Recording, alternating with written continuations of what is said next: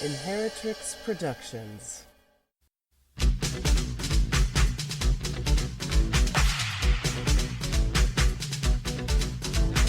Sheroes and Zeros with the Moxie Sisters. Hello, Moxie friends, and welcome to the chaotic and wonderful world of our birthday special celebrating my big 4-4. I would have done that for you since it's like your birthday. But... Well, we're throwing a party for Foxie today. Like a fabulous, Shero, Love to Loathe Zero party. Yeah, we decided to have some fun for this final episode of 2021. Bye-bye, 2021. Yeah, we're kind of done with you. We're going to usher you out with some fabulosity That's right, we're going to spray glitter everywhere to make ourselves feel better. Because let's face it, friends, 2021 has not been a goddamn picnic. No, it has not. It really hasn't. But we've decided to do something wild and anarchistic and punk rock today, which is that we're really just not going to... I'm just not going to edit this episode. I'm going to slap a theme song on the front... And there's not going to be any outtakes. And so whatever happens, happens. It's raw. It's real. Cher is absolutely in the studio with us today. So you might hear from Cher later. Yes, that is probably going to happen. Probably so. Yeah. But yeah, for those of you who are new here and or forgot what we were doing or haven't heard yet, we are talking about our favorite Disney Sheroes and our favorite Disney Zeros. And we're going to hop into that fabulousness in just a moment. But first, we have our previously on segment. And I do have a couple of things. Do you? I do. So, for our previously on, we did Goddess Glory, just fucking Goddess Power with Tiffany Haddish and Rihanna. So, kids, go back and find that one. I need to do a little tinkering with my piece for Queen Riri. I failed to mention in our whole thing featuring Rihanna two things. I'm going to save the best for last because I prefer it that way. One, she's the wealthiest female musician according to Forbes. She's fucking rocking that shit. Yes, ma'am. And she did it quietly, it feels like, right? Yeah, because I wouldn't have... That's not like something I think of as common knowledge. Not that I have my... She's a billionaire. That's as well she should be. Yeah. She's a genius and an entrepreneur. And unlike, some guys that fly penises into space. Yeah. Anyway, so that's important, I guess, to note because that's pretty monumental. Woman of color is it's awesome. And here's a major thing that I forgot to mention about Queen Riri. She was recently named National Hero, or Shero, as we like to say on the show, of Barbados, which is a big deal. Big deal. Big deal. I got so, caught up in her just stunning everythingness that I... sorry about that, Moxie kids, but that's worth noting. It's very cool. Very, very cool. Yeah. Well, I have a couple of previously ons as well. First of all, when I went back and listened to the episode when it came out, I was like, oh my god, I'm making a monkey screech sound a couple of times. Because I was so excited. I was like, ah! And it came out sounding less like me being excited and more like a weird monkey call. So if I hurt anyone's ears with that shit, I'm sorry. I also hurt my own. So it gets real Zoolander up in here. It can get a little crazy, as you'll see today. Also, I was way wrong because I said that the Queen Tiffany Haddish's Black Mitzvah came out this year. No, duh. It came out in 2019 and was part of her 40th birthday celebrations. Hurrahs! Also wanted to mention she has a new movie out this year, co-starring with the legendary Billy Crystal called Here Today. We are here for that. Yes, every day. We love you, Tiffany. Yes. So, shout-outs? Any shout-outs today? I do, actually. Yes. I rarely have my shit together, but today I kind of do. So, I want to do a monumental Moxie shout-out to the late Bell Hooks for being an absolute super Shero. Bell passed on December 15th of this year, and may you rest in power, Belle. Thank you for being a gift to the world. For those not in the know, Belle was doing intersectional feminist theory before it was even a thing. She's incredibly important. Yeah. And so And she will be getting a spot in season 3. She will, yeah. We have a lot of exciting things coming up next season. And we finally get to give our big reveal, like a shiny gift wrap present at the end of the show. So hang in there for that. Okay, well, any other shout-outs from you today? That's all I really have. Okay. Well, I have kind of a touchy-feely shout-out, but I think it's worth mentioning. And I just wanted to say, Moxie friends, for any of you who are going through this holiday season and dealing with grief and loss, I see you and I send you love. About a week or so ago, my witchy mother, you know how you can have a drag mother or a godmother or a house mother. Some of us have witch mothers.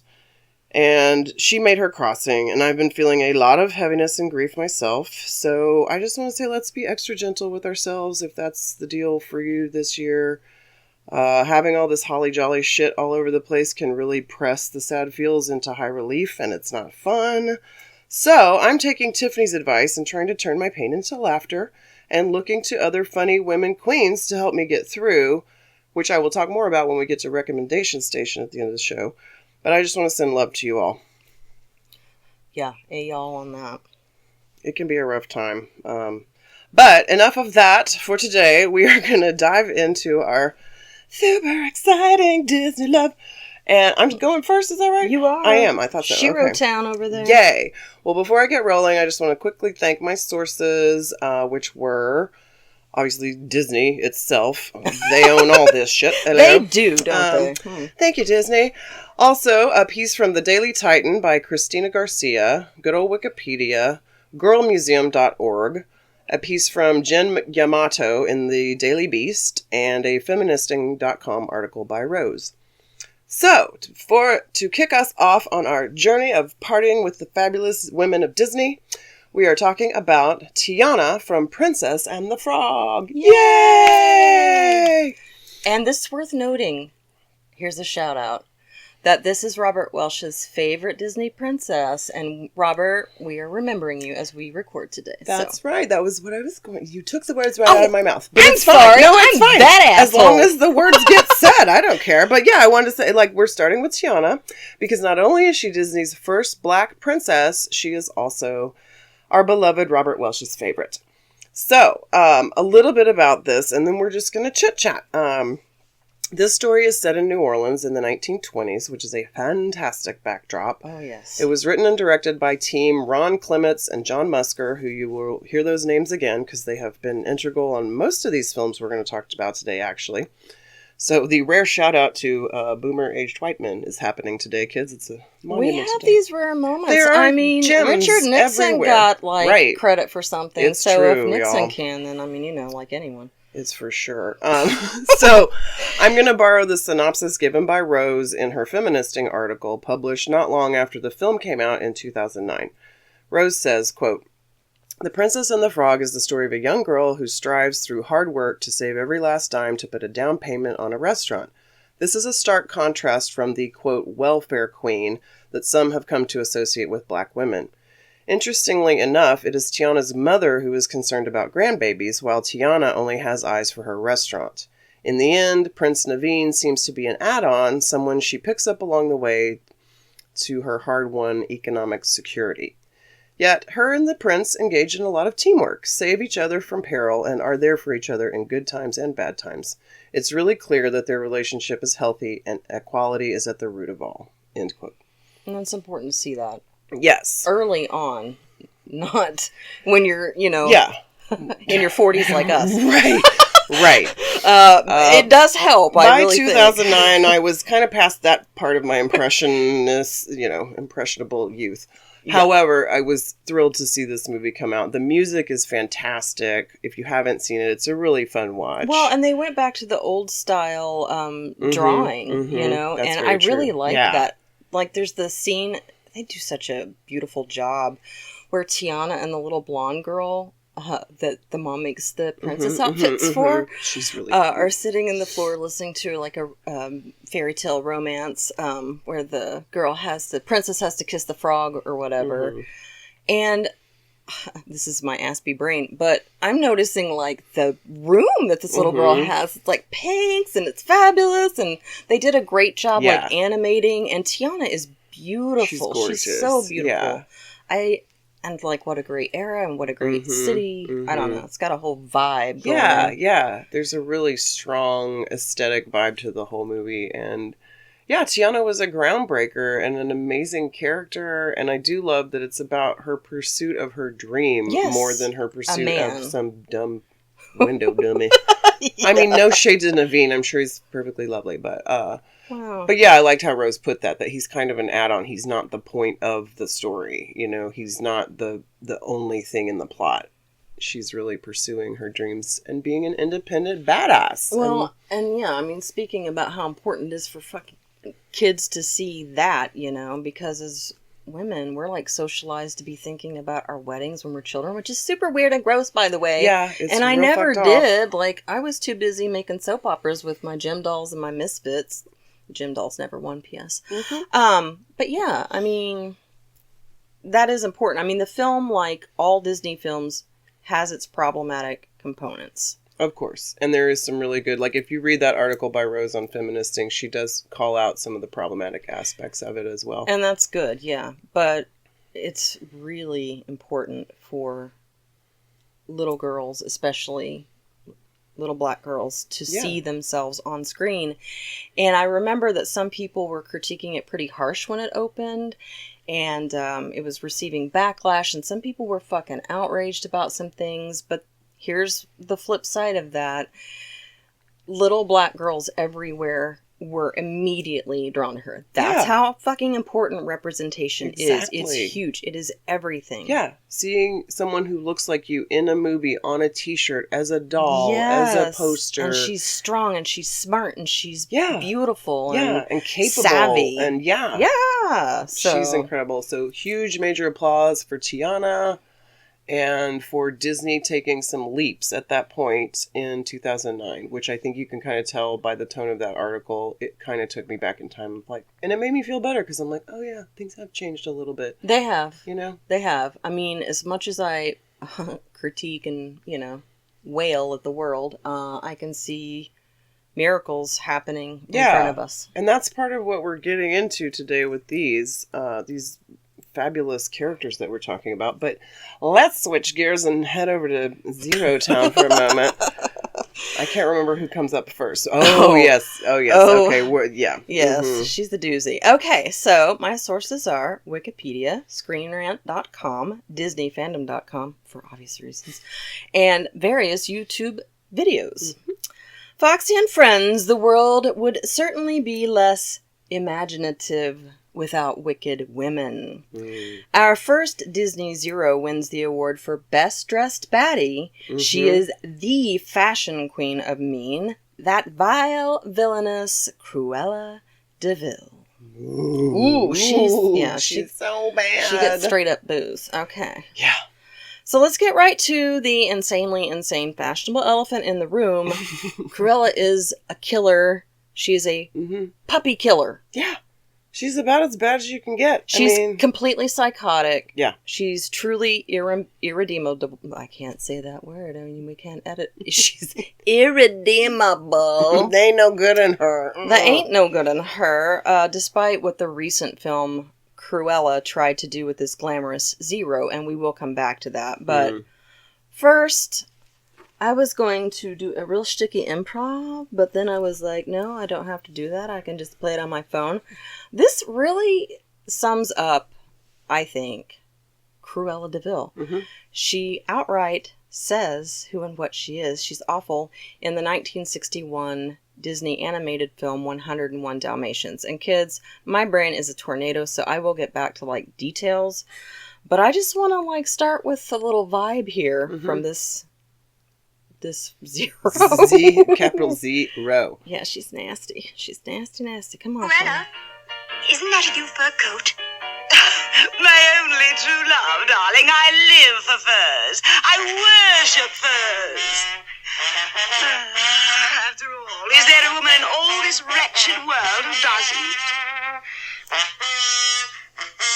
All right, get out of here with the trumpet, man. Oh, Cruella. I mean, that's right in your face. Yeah, she's psychotic. She's obsessed. And she has great taste in fashion, but she's terrifying. She does. So if you do not know the plot, that involves Cruella, and I say really kind of shines a light on her, and I'll come back to that too. Here's a fast summary. Hetero couple gets married. White hetero couple. The man has a male dog. The woman has a female dog. They're both Dalmatians. The Dalmatians have puppies. And our Zero wants to skin them alive so she may wear them. Mm-hmm. And that pretty well sums it up, She's right? the Buffalo Bill of puppies. She's terrible. She's terrible. It's not funny. The origin of our puppy-killing couture queen is the book The 101 Dalmatians by Dodie Smith. Okay, so there are a few things that stand out to me about this character, and I want to start with what we've already been talking about, the fact that Cruella, her style is literally to die for. It's iconic, yeah. Yeah. Iconic. Yeah, she's so over the top, unapologetically so, and that's one reason I love to hate this woman. Yeah. She's a force character. Of nature, like she's a fucking God. Tornado. Yeah, as a little girl watching the 1961 animated film, I loved her villain vibe. You know, she's got those long red claws for nails. And that really long cigarette holder, and she's sharp, and she's pointy, and she's colorful. The half black hair and the half white hair. Yeah, she's dramatic everything. Everything. And later on, Glenn Close portrays Cruella, and she fucking knocks it out of the park, and those outfits are still, like, beyond. They are so on point. Cruella is fucking fabulous. I mean, she's also completely evil. No two ways about it. She is a willfully mad murderess, and the recent film starring Emma Stone tried to sugarcoat our villain to make her more palatable. But, yeah, I don't like that. The reason Cruella is, like, in the Baddie Hall of Fame, infamy, really, is because she's, like, this showy brand of truly awful. Yeah. She does not give a single fuck. No, she really does not. The way she drives, like, that's such a big part of her character, like, presentation. But, like, she drives she's got this badass car, but she, like, it's crazy. Like, she just, she is everything's moving. She's like, she's pure chaos. She's, like, evil chaotic. Yeah, she's but then, evil like, chaotic. so put together. Oh, it's a weird, impeccable. Cool she's crazy. Blend. Yeah. It's so weird. Yeah, she's just... But I have to ask, like, would Disney have done this to a male villain? Would they have felt the need to go back and make that more palatable? Right. So I find that problematic. Where's that movie? I can't think of a good example, nor do I care to try. But here's the thing, like, the world doesn't give women and just non-cis het white males many images other than just that, you know? They certainly don't like to serve up truly disgusting women. Like, we don't very often get a character like this because they want to make everything about us, you know, as, like, pruned and trimmed and just, you know, completely bound as they can. And she's, like, not having any of it. Because even if they're evil, they're, like, beautiful and aloof and da-da-da. You know, there's something desirable about them. And, like, Cruella fucking pushes that right out of the way. She's surrounded by a cloud of green cigarette smoke. She's got her crazy hair, her giant fucking fur coat, her crazy car. That's another thing they did. They took the fur and the cigarettes out of the movie. What's the point of Cruella if you take out the cigarettes and the fucking furs? I'm sorry, but no. The fur I had, like, the most problem with. That's insane. She is a true villainess. Yeah. And she's someone that we learn from. That's the point. Yeah, there are things about her that are like eye candy and you could be fooled, but the lesson is absolutely don't be like that. Right. Oh my God. Right. Oh. Kids, if you don't know Cruella, you should. She was always the centerpiece in my mind as I remember the animated film. And the story would honestly be nothing without her character. It would be so bland. There's no story. There's puppies and that's fun and it's cute and I love puppies. God, that's why we hate Cruella. That's why I hate Cruella. That's why it works. Yeah. But I mean, she is a monster, a fiery fashionista hellspawn. Yes. You know, She's just so flashy and so evil. Yes. And that is why we love to loathe her. It's true. It is true. It's fucking nails and that, yeah. And even her, like, green jewels in the cartoon, yeah. I just remember being couldn't take my eyes hypnotized, off but her. I fucking hated her. Yeah, you know, I was like, terrified of her and hated God. her, but also couldn't not look at her. I know, she's you amazing. can't. I know. Mm. Well done, Disney. Yes, thank you for Cruella. Lesson in how not to be. Don't be that bitch. Kids, you get to hear me taking a slurp out of ye old water bottle, because that's just what's happening have today. a little sip of my Shasta here. So refreshing. So, okay, are we ready for our next princess? Yes, let's go to Shiro Town. Yay, Shiro's! Okay, well, this is actually one of my favorite ever Disney movies. Had it come out when I was a wee child, I would have been completely obsessed. I think we both would. Yes. So, our princess number 2 is Miss Merida from Brave. Woo! Big applause! Yes. This film was released in 2012, created by Brenda Chapman, Mark Andrews, and Steve Purcell, along with the incomparable Disney team. Brenda wrote the screenplay, drawing inspiration from her relationship with her own daughter. I love this story so fucking much. It is set in medieval Scotland and is about the princess of her clan, Merida, on her 16th birthday. She is to be auctioned off to the prince who can win her hand in a set of Highland games. But Merida, being fucking brilliant, finds a loophole in the rules and ends up competing for and winning her own hand in marriage. Yay! What? It's so fucking feminist as fuck. Plus, I love that it's like a little homage nod back to Robin Hood, which was one of my favorite Disney movies as a child. Still love it. So yeah, feminist as fuck right out of the gate. But her and her mother, Eleanor, get into a fight, and Merida runs off into the forest. She follows this will-o'-the-wisp and meets a witch and makes a wish to change her fate. And boy, does her fate change. She turns into a bear. So the witch is gone and leaves her a note saying she has to, quote, mend the bond torn by pride before sunset on the second day. And so begins Merida's adventure as a bear, healing the wound in their family and ultimately improving things for all the clans. That is such goddess power. Yes. I love it. Yes, Christina Garcia says, quote, Merida's story is all her own without being supported or swayed by the heroics of a man. Brave told the story of a young girl who saved herself, her mother, and her family without a romantic subplot. She wasn't the typical damsel in distress. She was the headstrong fighter who protested against conforming to a sexist society. Merida stands her ground about marriage, even if it means disrupting the peace between the clans. She controls her future by winning her own hand in an archery competition as she breaks tradition and frees herself from being controlled by others. Not only is there no male love interest, the film also refrains from featuring a musical number from the princess. Merida doesn't sing or dance. She fights. I know. End she's quote. Like, she's a soul sister. I love her. Oh, that my God. Magnificent Her red hair. hair. Curly red hair. Oh, my God. Yes. And this is a fascinating Moxie tidbit I found in my research. I think you'll love this, Roxy, at least the second part of it. So, despite the fact that Brave is supposed to be an empowering film for women, and it is, its female director, who provided the initial idea for Brave, was taken off the project more than a year before the film was released. Brenda Chapman, the director, was taken off for, quote, creative differences, according to HuffPost. After being taken off the project, Chapman went through her own empowerment. She could have easily given up and let herself fade out, but instead she continued to actively work in the entertainment industry with projects such as the Brave video game and this year's live-action version of The Lion King. Brenda won an Oscar for Best Animated Feature for Brave in 2013, which was shared with Mark Andrews, the other director. She became the Academy Awards' first woman to win an Oscar in that category. Oh my God. Boom. Pow. In your face. Big P. Woo! So, yes. Aww. If you haven't seen Brave, y'all, I highly recommend. It's super fun. It's beautifully drawn. It's so good.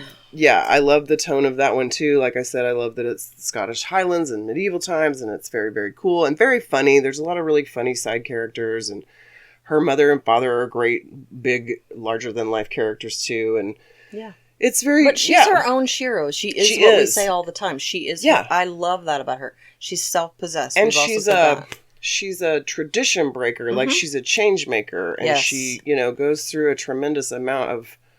pain. Yeah. to get to that point and to change things not only for herself, but for all of the clans going forward. Yeah, so other little girls don't have to deal with that bullshit anymore. Exactly. Thank you, Merida. Thank you, Merida. Thank you, Disney. And thank you, Disney team and Brenda Chapman. Yay! Yeah, that's good. That's good stuff. For sure. But now we get to my... We're going to take a... You might notice that we kind of lean into our villainesses a little harder because I have some things to say about that, actually. Yeah. There are reasons for it. Yeah, there are. I'm glad you do. Because there's something, yeah. But I'm excited to get into this one. All right, I'm going to start with a quote for our Moxie friends who are listening. Yes. Get to guess who this next villainess is. I admit that in the past I've been a nasty. They weren't kidding when they called me, well, a witch. Oh, which delightfully down and dirty Disney diva said it. That's right, our next villain is none other than the scheming sorceress of the seven seas, Ursula. And I said her name wrong at the end because I'm so excited. Ursula, we love her. Ursula. Okay, she is a magic. Okay, so Foxie and I obviously love this queen, yes, and I'll argue that Ursula is very different than Cruella. Yes. She's not a black and white villain, literally, or otherwise, because, I mean, Cruella is, Okay. Disney, take it down, Roxy.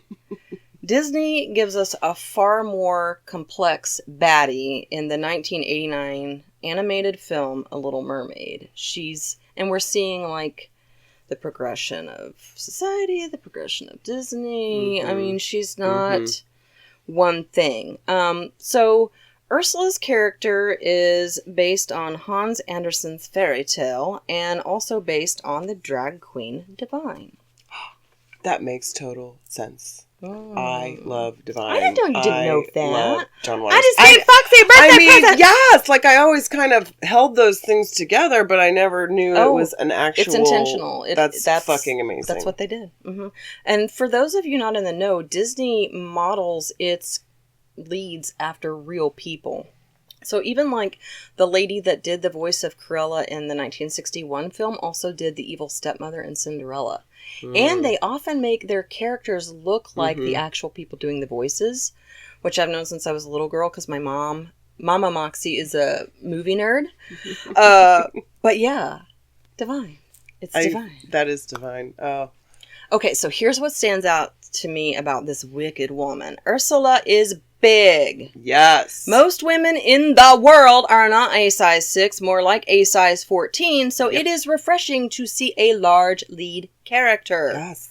It doesn't mean that the character isn't problematic, but again, it's still nice to see. Yeah, she's a curvy queen, and she's in full power, and so I just think she's fucking gorgeous. She is.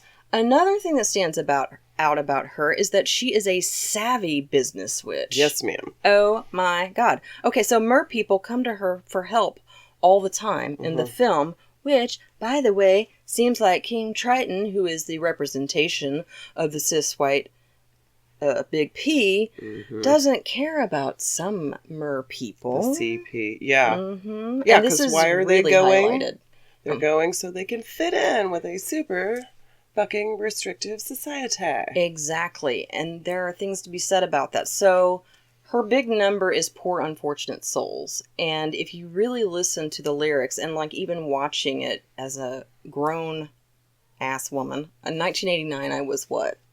I can't do math. Yeah, I 13? mean I was like 11, 12, 13 somewhere. Yeah, 12. I'm 45 now. Okay, there it is. It's out in the world and I'm not ashamed of that at all. So like as I get older, I gravitate towards these complex women who, now I'm all over the place. First of all, let's start out with the fact that Ursula was kicked out of the Big P, King Triton's perfect kingdom. Where, I mean, he has like a fucking 6-pack. An 8-pack. Yeah, he's like ridiculous. Like he's like that Silver Daddy Surfer bro from Southern California with a crown and a fucking trident. Yo, dude, I'm running this shit. No, you're not. So, I mean, people are coming to her like it shows one guy wants to bulk up. Yeah. And there's a large mer lady that wants to lose mermaid, duh, merwoman, whatever. She wants to lose weight. Why? Because, these are the fucking expectations that have been, shackled to us, onto us. And I like that. Here's the thing about her. I mean, she's a gray witch. They're coming to her because they're not fitting into the patriarchy, which is really ironic because they want to go back and they want to fit in. And what does it do? What will they do for that? They will literally sell their soul. There's a fucking lesson there. Big time. And she doesn't make them sell their soul. No, she's not like snatching them or kidnapping them. She's like in the middle. She's like this gray witch where she's chaos witch too, for sure. She's obviously not a good person. I'm not saying that. Or octopus, whatever she is. Sea witch. But I mean, she's not all she's bad. Not just straight up evil. And she came from trauma. There had to have been trauma being kicked out. You're not accepted. She's big. She's smart. And final thing, she's the only non-white character in the film. You would say she's the only character of color in the film. All of these things are, huge, huge threats to the big P. She's a non-conforming, self-possessed warrior witch. It's true. Yeah. It's very true. And I have a strange admiration for her that is difficult to articulate, and maybe it's not. She's everything this world hates and fears. And I don't know, she's like a misfit goddess. Yeah. Yeah. And so the misfit in me embraces her. I can't help but not. Well, I always because I know what with it's her like. more than any other character in that story. Yeah. Yeah. So I don't know. She's wicked to be sure, but she's also complex. She's a real threat to practitioners of the patriarchy, as she is a practitioner of chaos. Yes. And I mean, it could go either way. We don't know. So there we have it. I give her boos and applause. Same. Yes. And I think that that's more realistic. And so thank you, Disney, for a more complex character. Indeed. Yes, all the boos and all the cheers, but really mostly cheers for the big queer sea queen. Yeah, right? Fucking love her. Hello, yes. Yeah. All right, well, we are going to continue with a story that does have to do with the ocean in many ways. Ooh, we're still in the water. That's right, big water energy today. We are heading in for Princess number 3, which honestly is like the most, in my opinion, bold, emblazoned feminist story maybe that Disney has done yet. It's fucking gorgeous. I love this one. Yes. Released in 2016, written by Taika Waititi. Sorry. Also, Ron Clements and John Musker, along with Don Hall and Chris Williams. So, again, those names that you've heard before. Moana. Not only the title of the film, but also the princess we are talking about, which says something in and of itself. Oh, yes. Yes. So, Moana's the story of a young girl, the daughter of the island chief, who sails across the ocean to find Maui, a demigod, to convince him to restore the heart of Te Fiti to save her island. Moana was chosen by the ocean to cross the physical barrier of the reef and ultimately crosses the psychological barrier her own self-doubt possesses. Now, I'm borrowing heavily from other people's writing here. And I'm sorry I didn't write it down, but it's one of my sources I gave at the top. Well, shit, I did write stuff down about Ursula, but I didn't read half of it. So, hey, this is how it works in the Moxie Magic studio. That's right. We're going to get what we need. So, 5 reasons Moana is an unapologetic feminist film. 1. It has an incredibly powerful and self-reliant female lead. Not only does Moana not need a man, she does what men, including her father and Maui, feared to do. Yeah, I know. I love her. Number 2. It is the only Disney princess movie not to have a love interest, which is a huge step forward for Disney. Yes, it is. Unlike other Disney movies, romantic love is not even a subplot in Moana. It's not. We are here for this, yes. Moana's love is for her island, her people, and her family, not a male character. Number 3. Moana has strong bonds with other women in her life, primarily her mother and grandmother. I love the grandmother Me so too. She's the much. best. We get like bonus sheroes in this movie. Often female characters are pitted against each other in the characteristic evil stepmother versus good stepdaughter relationship type shit. That's true. Ooh, that's so problematic. Ooh. Yes. Here, it is the female relationships that allow Moana to do the unthinkable and cross the reef to save her people. While Moana's father forbids her from going, her mother helps her pack, and the spirit of her grandmother guides her safely across the reef and is there when Moana's self-doubt sets in later in the movie. Thank Goddess for grandmothers. Ugh. Yes. Number 4, and this is the big one. Moana is a more representative princess. While all Disney princesses seem to have unbelievably tiny waists and long, sinewy limbs, Moana's body type has more average proportions. Moana's Polynesian heritage also means children of different races find Moana more representative.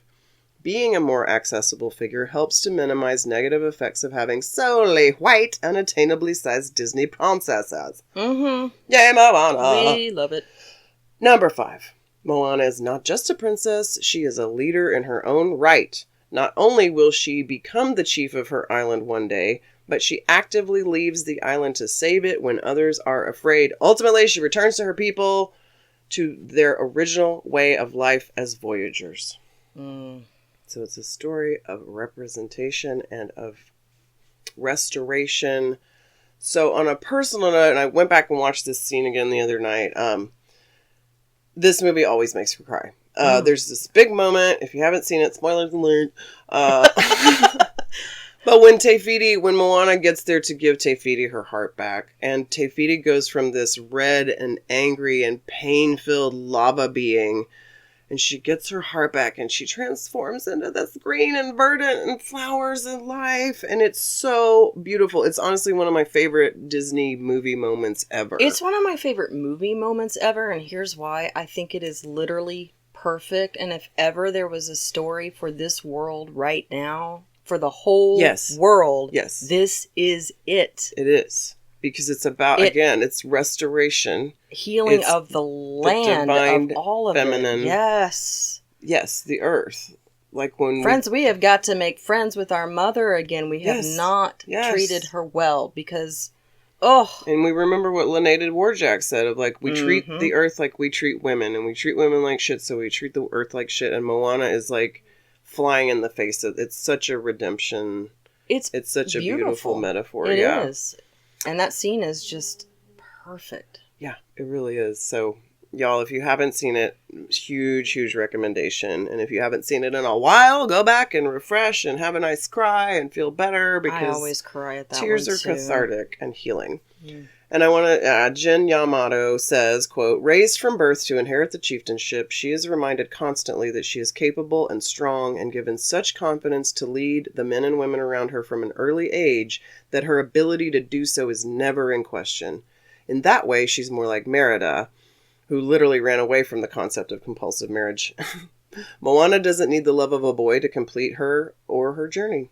But unlike Merida, she never has to worry about it either, since no one ever bothers bringing it up, least of all the film's screenwriter.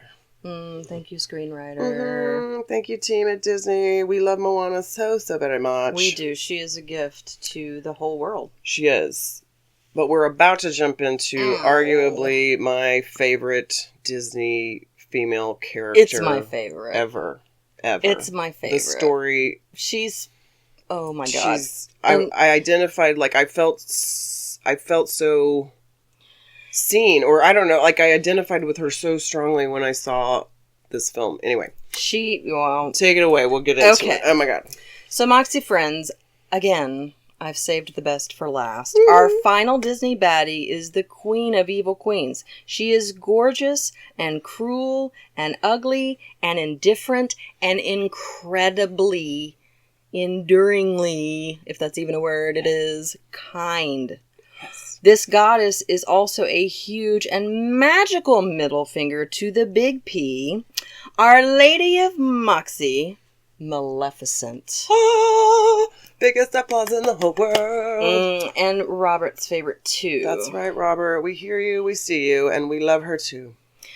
And I just want to say it, because I don't know if we've said it. One of the reasons we love Robert is because Foxie and I didn't, like, grow up with anyone to show us how to do things like makeup. You know. I don't know. Yeah. So we're learning. We weren't makeup queens when we were teenagers No, at all. And no. we were, like, in the era that was a little before, like, goth became a thing. You know, we just, we were like... grunge. We were grunge. Yeah. There was no makeup. No. It was not a thing. So, Robert has been teaching us, and we have been learning so much from him. Exactly. And he's charming and wonderful. So, kids, if you don't know who we're talking about, Robert Welsh, YouTube, you can find him lots of places, but he's fabulous. And, yeah. There's a really particularly great one. He and his twin brother James have a channel together, the Welsh twins, and they so do. He does a Maleficent makeup look. They do it together. It's funny. It's hilarious. It's a fun time. So go check that out. Those two are so funny. I love them. Okay, so because this is Foxy's fave and my fave and Robert's fave and many people's fave, I'm only going to share a few details before we dive in. Horned heads first. Yes. Okay. Maleficent is based on the evil fairy godmother character in Charles... French. Perrault. Thank you. Fairy tale Sleeping Beauty, as well as the villainess who appears in the Brothers Grimm's retelling of the story Little Briar Rose. This character appeared in the 1959 Disney animated film Sleeping Beauty, and, oh my goddess, more recently in the 2014 Disney film Maleficent, and then the one that followed, which... that came out in 2019, Maleficent, Mistress of Evil, and she's also Maleficent's been in some other things, but seriously watch the movie starring Angelina Jolie because she does a gorgeous job. Oh my God. It's a flawless depiction of our favorite fae. Like, it's just and it's so beautifully stunning. done. The whole film is so It's beautiful. gorgeous. Both films are. I love them for different reasons. I don't know, I've heard some complaints as I did my research, but I'm like, whatever. I'm here for Maleficent, and I love them both. Both of the new movies with Angelina Jolie. So she's like a rare gem of a witch. For those who don't know her, I don't know. She's like Ursula in that she's not black or white, light or dark. A dualistic patriarchal character that we get over and over again. However... Maleficent goes the extra mile in the latest films, showing that she is multifaceted. She is a depiction of divine feminine rage, which we see in Moana. That's what she is for me. Divine and earned feminine rage. Yes. And I'm here for this because fuck yeah. We need it. It is so needed. It is such an antidote to all the fucking, like you were saying, like the sanitization of femininity. Make it palatable. Yeah. Bind it. Shrink it. Make it put it in a box. Yeah. Take the color out of it. Yeah. No. I mean, Maleficent's true character, and I know we're going to agree on this, is twisted by complete male fuckery in the 2014 movie, aka the Big P. Yeah. Foxy and I could both argue that the true villain is the lead white male hetero character, not our so-called Disney baddie. No, he's the true zero, and the fact that her darkness comes out of trauma is part of the reason that and I'm sure many, gravitate to her so much, because... she can hold that darkness and she can hold that space. When... the Big P, again, wants to, like, pretend like that never happened. We're just gonna pretend like that never happened? Oh. Yeah. I mean, the motherfucker literally takes her wings. It's horrible. There isn't a more apt metaphor for what the rape. Big T... Yeah. It's a metaphor for rape culture, in my opinion. And rape culture. And that even the lighter version of that, which it isn't fucking lighter really, but, like, how the patriarchy steals the wings of women. Exactly. Ground us. They're fucking terrified. Yeah. Hobble us so we can be less powerful, so you don't have to be scared. You know, really, both films are beautiful, and you know, we've said it a million times on this show. We could do a show that only featured zeros. Or no, we wouldn't probably. We could do that. I wouldn't suggest doing that because it'd be real fucking depressing. It'd be depressing as shit. I was gonna say we could just do a whole show about Shiros. Yeah. But that's what the Big P does. Like, it tries to twist everything and make it one thing. And things are not one thing. And women are not one way. And we've said it many, many times. So it's really important to have these characters that show the complexity of being a human being on this planet that wants to do everything it can to fucking take you out. Yeah, it really does. Unless you fit a certain, very specific you check mold. particular boxes. And even then, you're always at the risk of being thrown out of one of those boxes and exposed. So, here's a point that I do want to make, is that the patriarchy poisons everyone. Cis, straight, het, white dudes also suffer from it. Yes, they do. It is toxic. It is hurting all of us. It's poison. Yeah. And so that's what I love about Maleficent. You see her be poisoned and, like you said, embrace, like she fucking owns it. And she does. Is it. And she has massive zero moments. And but she also, this is what is beautiful about her, and this is why she is like the pinnacle of, I think, these villains, and in some ways just of maybe their characters, because there has to be space for the darkness. There just does. It has to be healed. It must be acknowledged before it may be healed. Yeah. So what she does in the 2019 film is, like, she makes sure that her moments of fear and pain and rage don't define her. Yeah. Yeah. Because fuck, we so, like, get stuck, I love part of the story is that her redeeming comes from her heart being soft enough that she lets this little girl in. Exactly. It's again... And she doesn't want to. She's, no.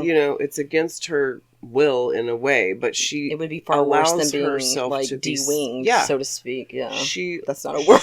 Well, but she lets herself open to that love, and that love helps her heal. Vulnerability is the key to healing. It is the key to restoration. So not only are we given divine feminine rage in Maleficent, we're also given divine feminine resolve. Yeah. Yeah. So for eons, this is like my closing that I wrote, because I'm getting like emotional talking about Maleficent, because we need her. It is. And it's another one of those that makes me cry every time, like when she gets her wings back on. Oh God, I know. And then the end of the second movie is just really powerful. She's a phoenix. Yes. Yes. For eons, the patriarchy has literally burned women to ashes. It has literally done that. Literally. So to see her be not just like this powerful dark fae goddess figure, she's also a phoenix. It's like, that makes perfect sense. Yeah. They've tried to burn everything to the ground. And yet we're still here and we still resist. We rise up. Maleficent is a queenly fuck you to cishet patriarchy, and long may she reign. Oh, standing fucking ovation. I mean, I couldn't love her more. And it's like a more in-depth, that theme that's in Moana of like Te Fiti and her rage and then being redeemed by getting her heart back. And it's interesting that it's a little girl that helps her get her heart back too. But that transformation from rage into healing is so gratifying to see. To see that story told, to see a representation of that. Well, because we always see that feminist rage blotted out, and it's like, well, okay, but it's just going to pop up in another person, in another way. It has to be dealt with. It has to be, as you often say, it has to be scooped up. It has to be held. That's how we heal. We have to make space, because if you keep crowding things out, pushing things away, and tightening, then it never gets healed because there's not enough space. So, and like Foxie and I have been on this healing journey for a long time, Moxie many friends. Moons, yes. And we know, as Foxie pointed out, about this time of year and how difficult it is and how complicated it is by grief and by other kinds of losses in this world. If you're having those moments of just like rage or even indifference, like go back and watch Maleficent. Yeah. And, she'll make space for all of that. Yeah. Or watch Moana, and there's space made for it in that film. And even Ursula will make you maybe feel a little like, okay, this is part of it, and I'm accepting it. but I'm also going to like dance on over here and like do this other thing. We're not going to stay in that place. Still be fabulous. I'm going to put on my huge eyeshadow and my nails and my hair. Let's just talk about aesthetics for a second because could she be more fabulous? I don't think so. No, she's my dream queen. And like, had she been available to me as a small child or even like an older child, I don't know. Like, I love her now in my 40s. Hardcore. I think I would have had a whole room like that. But I would have been devoted to her. I would have been like, I'm going to be Maleficent for every Halloween ever, forever. Get me real horns, please. Thank you. Yeah. I need some latex and a big, I know, she's fucking fabulous. So fabulous. I mean, and that's the thing about our zeros is that they're fucking fabulous, aren't they? They all are fabulous in their own way. But I like that there's a spectrum of, we have defined, definitely evil. Evil, no doubt about it. And then we have the Grey Witch. And then we have this Phoenix. I think she's chaotic good. Yeah. Maleficent feels that way to me. I think that's accurate. She was good. It was stolen. She got mad, like real fucking mad, because who wouldn't? But she doesn't let it define her. It's perfect. Yay! And we've got our Goddess power, and our sheroes are obviously our wonderful. Are amazing. We didn't really say anything. Well, we didn't need to. We've got our. I was gonna say we didn't say anything about Ariel. We're not covering Ariel. We're not. Crazy bitch. But since you brought her up, I will sidebar shout out because I personally know a merman, and he's very bright. And he sometimes makes points to me that are I've been thinking shockingly about her. It's that, refreshing. He's one of those male people that can make my brain crack open in new different ways that I don't find like annoying or I'm like, oh wow, wow, you're really onto something. So he was talking to me about the song Ariel's big number about I want to be a part of your world. And part of my beef with that whole story was always like, she's so darn moist and what an asshole and I don't even. I would never to get legs and be with a stupid human man, but I'm a stupid human, so I come from that world. But my merman friend was pointing out she comes from, like we were talking about, this horribly restrictive patriarchal culture with her father, her shithead. It would be like if Greece had succeeded in the perfect body, which they were always so obsessed with. That's what all that is. Yeah. And so she's literally willing to make a huge sacrifice in order to get out of that world, leave behind all she's known, make this literal, world to world transition. It's really brave if you think about it. And frankly, I'm now astounded by this. And I'm like, oh, wait, Ariel's fucking great. Ariel's brave as shit. And also, I think about, there's always the rest of the story that happens after the closing credits. And I'm like, look, Prince Fuckwit could just be like a stepping stone. Like, maybe he accidentally dies and she inherits a lot of wealth and suddenly she can help things change in the ocean. She can help the mer people that are getting left behind down there. Yeah. She can be like, Dad, you're a huge dick. Maybe you need to go to counseling. Go to mer counseling. Yeah, right? All kinds of great things could happen once she's out from under her dad's thumb. So Disney, we just gave you your next movie. Sorry. You can reboot that. Let's reboot that. Yeah, let's do that. But I do want to shout out my merman Moxie for bringing that to my attention. Very well done. Very well done. I never thought of it that way. I hadn't either. It really cracked the movie. I never really cared about Ariel until now. It's a new story, and I really want to go back and watch it. Yeah. Yeah. That's pretty profound. I know, right? Okay. Yeah, props. Yeah, we like surprises, good surprises. We don't like bad ones. No, I've had plenty of bad ones already. Please, no more. No more. But speaking of, I don't know, that's not a segue. We weren't speaking of The Little Mermaid. How do I turn that into real ADD? Speaking of when you feel like you need to leave the ocean because it's just too oppressive. No, but actually calling back to the top of the show and talking about going through the holidays, which even if you're not grieving a direct loss, it can just be stressful for a fuck ton of reasons. Maybe you lost your job. Maybe someone you love lost their job. Yeah. Maybe someone you love is sick. There's a million different reasons. Maybe you just don't fucking feel good, Yeah. Like, that can also be a thing. That can be a thing. You're just not feeling it. And so I will say, I have been... it's been a mixed bag. I had a really nice birthday. It was a very chill, lovely day. I've had some lovely, attention paid to me for my birthday, which made me feel better. But in these moments, I've embraced the grief. I've had some big grievy moments, which y'all out there know what I'm talking about. You know what I'm talking about. And then I let it go, and I'm like, okay, I can't stay in this. I can't listen to sad songs anymore. I can't keep crying. I can't breathe. I need to switch gears. So I have been taking Tiffany Haddish's advice. and looking for more comedy queens. And I have several recommendations for you. Good. Okay. First of all, I watched this woman, Sam J. She is hilarious. I'm actually emailing this to myself so I don't forget for a change. Sam J. Butch, lesbian, very, very, very funny. Loved her. I also watched Nicole Byer has a new one out called Big Beautiful Weirdo. And she's so goddamn funny. And girl, you got to see her outfit. It is fucking fierce. It's tight. Ooh, she looks fabulous. She's so funny. I love Nicole Byer. I've seen her on other she's on, I think, that cooking show Nailed It. She's one of the hosts. I haven't watched that one. I've heard her on different podcasts. She's a super funny lady. Anyway, it's a great show. So definitely go check out Big Beautiful Weirdo. And then I also watched his name. I love that name. Right? That's like my line. Well, like BBW is like a personal ad thing, like Big Beautiful Women. And so she changed it to Big Beautiful Weirdo. I'm so not in the loop. Well, that's not a loop you want to be. I am a loopy loop. Anyway, also. I don't even know what I just stepped in. And we'll talk about it later. Right. That's for after the show. Oh, God. Reese Nicholson, gay Australian dude, funny as shit. And he I watched a little bit of him the other night. He's very, very funny. So those are 3 comedy queens I would recommend you go check out.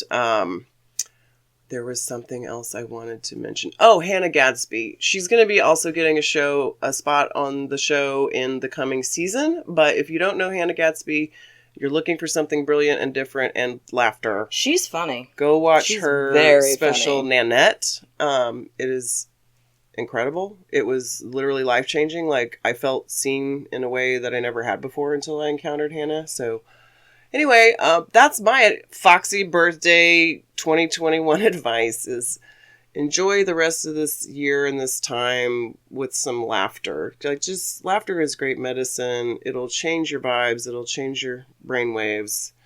And it'll help you get through some of the shitty shit because we all have to do that periodically. So it's good medicine. It has helped. It is literally the best. So that's all I have for today. Oh, but wait.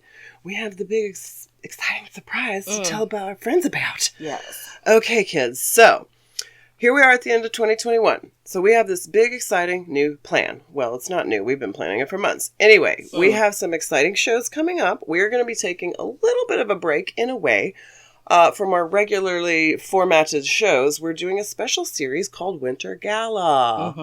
Hey, we love Winter Gala. So, for Winter Gala, we have invited some of our bestest Moxie friends to join us on the show, and they are picking the shiro we will discuss. Or zero. Or zero if they want.